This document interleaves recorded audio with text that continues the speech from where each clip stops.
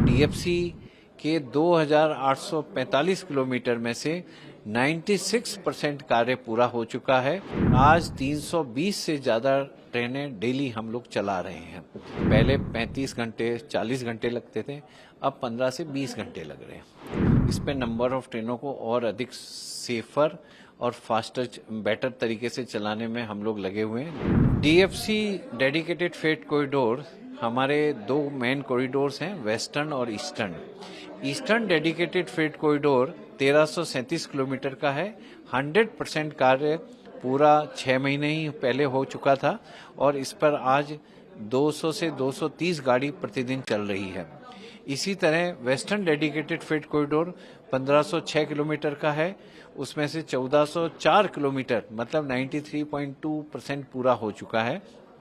इस पे भी रोज 100 से 125 गाड़ियां चल रही हैं।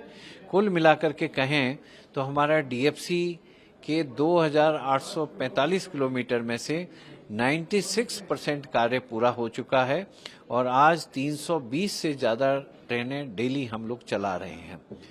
इन ट्रेनों के चलने से सबसे बड़ा एडवांटेज ये हो रहा है कि जैसे हमारे प्रयागराज डिवीज़न है, हमारा डीडीयू डिवीज़न है, इधर दिल्ली डिवीज़न भी है, इन सब में जो कंजेशन होता था, जो हमारी मालगाड़ियां जो रास्ते में रुकी रहती थी या जिनको पाथ के कारण से पैसेंजर ट्रेनें रुक जाती थी, वो सारी की सारी डीएफसी पर शिफ्ट हो गई है।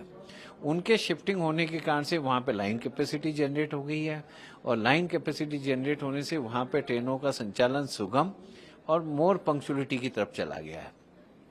इधर डीएफसी उनको सुगमता से फास्टर चला रहा है, एवरेज स्पीड को डबल कर दिया है। अभी हमारी एवरेज स्पीड 45-50 के आसपास टच कर रही है, आने वाले समय में और भी ज़्यादा करेगी।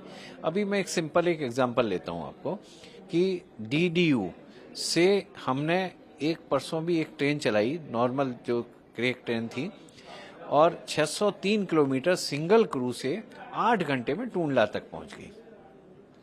जो अदरवाइज आप सोच सकते हैं कि उसमें नॉर्मल कंडीशन में 2 से 3 क्रू लगते, टाइम भी बहुत ज़्यादा लगता है, इससे 3 गुना टाइम लगता। तो देखा जाए सबसे बड़ा एडवांटेज कोयले को हुआ है ईस्टर्न कॉरिडोर में। वहाँ सोननगर से लेकर के हमारे दादरी तक पहले 35 घंटे 40 घंटे लगते थे, अब 15 से 20 घंटे लग रहे हैं। इसी तरह वेस्टर्न कॉरिडोर में पालनपुर या सानंद के पास हम एक्सपोर्ट इंपोर्ट ट्रैफिक लेते हैं कंटेनर का, वो पहले एनसीआर तक आने में 30-35 घंटे लेता था, अब 15 घंटे कम होकर के आधे टाइम में आ रहा है। और सबसे बड़ा एडवांटेज एक दादरी रेवाड़ी लाइन के हुआ है, जिससे कि हमने दिल्ली एरिया को पूरा डीकंजेस्ट कर दिया है। तो हमारी ट्रेनें बाहर से दिल्ली को जैसे कहते हैं बाईपास तरह से करके दादरी से आती है और रेवाड़ी की तरफ चली जाती है और वाइस वर्सा। तो ये डीएफसी का बहुत बड़ा महत्वपूर्ण योगदान हो गया है रेलवे के साथ साथ देश के लिए। सर, ईडीएफसी और डब्ल्यूएफसी ये जो दो आपका जो कॉरिडोर है, इसके अलावा बाकी जो फ्रेट ट्रेन चल रही है वो आईआर नेटवर्क पे ही चल रही है, तो आगे क्या प्लानिंग है? देखिए, अभी हम लोग इन 2 कॉरिडोर को और स्ट्रेंथन कर रहे हैं। इस पे नंबर ऑफ ट्रेनों को और अधिक सेफर और फास्टर बेटर तरीके से चलाने में हम लोग लगे हुए हैं, नए इंटरचेंजेस और प्रॉपर, ताकि कोई सीमलेस ट्रांसपोर्टेशन में विघ्नता ना आए। और हमने 3 प्रोजेक्ट्स की डीपीआर, जिसे हम लोग ईस्ट वेस्ट कॉरिडोर, एक ईस्ट कोस्ट कॉरिडोर, एक नॉर्थ साउथ कॉरिडोर, वो हमने इंडियन रेलवे को जमा करा दी है, मिनिस्ट्री ऑफ रेलवे को जमा करा दी है। जैसा भी वहां से निर्णय होगा उस हिसाब से हम लोग आगे बढ़ेंगे। तो सर, इन तीनों कॉरिडोर को अगर सैंक्शन हो जाता है और इस पर काम चालू होता है तो क्या जो पूरा आईआर नेटवर्क है वो कवर कर पाएंगे हम? बिल्कुल, उस डायरेक्शन में हम और बढ़ेंगे। हम लोगों को देखिए, हमें सबको मालूम है कि 2047 तक हमें एक विकसित भारत बनना है और लॉजिस्टिक्स की ग्रोथ जो पूरे देश में 7% की हमारी जीडीपी ग्रोथ है, तो लॉजिस्टिक की ग्रोथ हमारी 10 से 12% होती है।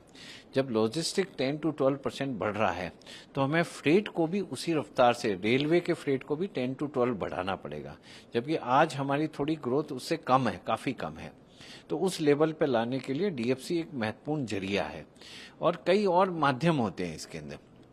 देखिए, अकेला एक लाइन कैपेसिटी नहीं है, कई सारी चीजें होती है, बट लाइन कैपेसिटी भी महत्वपूर्ण है।